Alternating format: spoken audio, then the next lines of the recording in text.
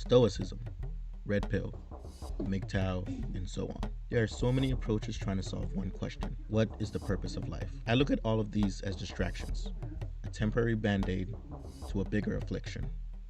I know this is a really relatable subject, and I hope this video can offer a new perspective on it while also providing a deep dive on me.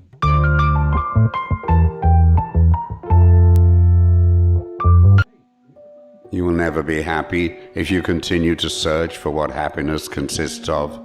You will never live if you are looking for the meaning of life. Growing up, I went through these communities, and boy were they seductive. I remember vividly watching videos of Alpha M and figuring out what to wear and how to talk to women. My fashion sense was terrible, and I had little money to spend. I was known as part of the nerdy chess club, and my social anxiety was so bad that I never ate lunch in the cafeteria. I always felt that people were judging me. You can imagine how alpha I was with women. It made sense that I turned to Alpha M in his videos. Thankfully, my exposure was limited. Instead, my friends were my sanctuary. It was 3 of us, but that's all I needed to get through high school. Senior year, a miracle happened. I got a girlfriend, although it was entirely online, and we would never meet up. I recall staying up for hours into the night talking to her and then drinking coffee before I headed to school in the morning. The heartbreak was awful, and once again, I went searching. I didn't open up much to my friends due to embarrassment. Instead, I watched constant videos on no contact and how to get your ex back. Once again, the abyss beckoned.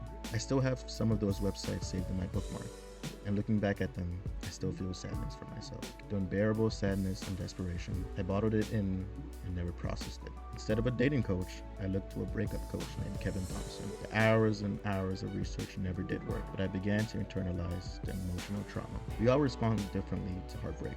For me, I blamed myself and decided the key was to be the nicest guy possible, and that would work. Cue my nice guy face. I got into the art of pickup as well. I was a mess of ideas and contradictions. I just wanted to be seen and experience relationships just like I saw everyone else. The moment things began to change for me, for the better, or so I thought, was in my English class, when I read The Stranger by Albert Camus. I read the novel, and my immediate thoughts were, I want to be as unfeeling as him. Looking back, I wanted to be edgy, and I thought it was admirable to bury everything and pretend I was okay. I looked into stoicism, and the prospect of remaining calm above all else quickly became part of my personality. I had a brief stint with Hamza's cult before I began to realize how repetitive his ideas were. Not to mention not being a fan of cults, obviously. I had my fair share of experience with similar rhetoric with PUA, Incildom, and Red Pill, and I could see the usual patterns. Self-improvement is important, of course, but it's a personal journey and encompasses so much more and is more nuanced than Jeffrey versus Adonis and other us versus them dogmatic mentality. I know I still have a lot more to learn and experience in life. I try to take every day as a learning lesson and heed Camus' words. The literal meaning of life is whatever you're doing that prevents you from killing yourself. If you like this video, make sure to subscribe to the channel and hit the bell icon. Now, I want to leave it to you.